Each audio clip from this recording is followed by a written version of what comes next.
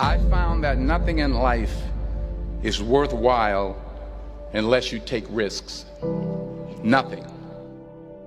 Nelson Mandela said, "There is no passion to be found playing small and settling for a life that's less than the one you're capable of living."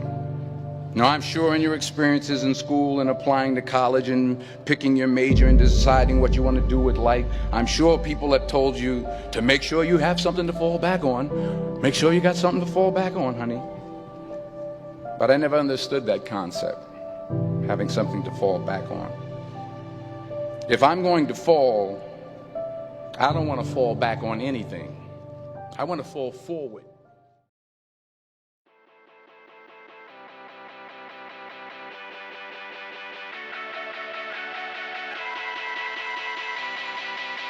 Yeah. Ich würd dir gerne deine Angst nehmen. Alles halb so schlimm, einfach sagen, diese Dinge haben irgendeinen Sinn. Doch meine Texte taugten nie für Parolen an den Wänden. Kein Trost spenden in trostlosen Momenten. Im Gegenteil, fast jede meiner Zeilen handelt von negativen Seiten oder dem Dagegensein. Ich hab keinen sicken Flow und ich schreib auch keine Hits, aber gib mir eine Strophe und die gute Stimmung kippt. Ich wär gerne voller Zuversicht, jemand, der voll Hoffnung in die Zukunft blickt, der es schafft, all das einfach zu ertragen. Ich würd dir eigentlich gern sagen, alles wird gut. Die Menschen sind schlecht und die Welt ist am Arsch, aber alles wird gut. Das System ist defekt, die Gesellschaft versagt, aber alles wird gut. Dein Leben liegt in Scherben und das Haus steht in Flammen, aber alles wird gut.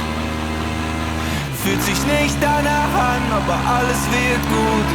Und wer mein Großvater nicht seit 15 Jahren tot, würde er jetzt sagen, Mensch Kinder, wie die Zeit vergeht. Wenn du denkst, dass es immer irgendwie im Leben weitergeht, holt dich Krebs straight back in die Realität. Geile Themen für Songs in diesen Zeiten, aber glaub an dich, geh deinen Weg, schaff ich einfach nicht zu schreiben. Tut mir leid, keine Sätze, die dich aufmuntern zum Schluss. Auch der letzte Track zieht einen noch runter in den Schmutz.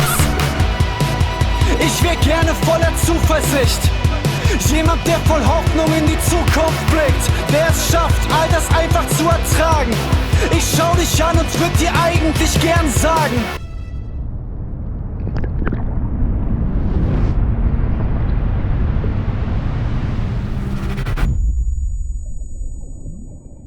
alles wird gut.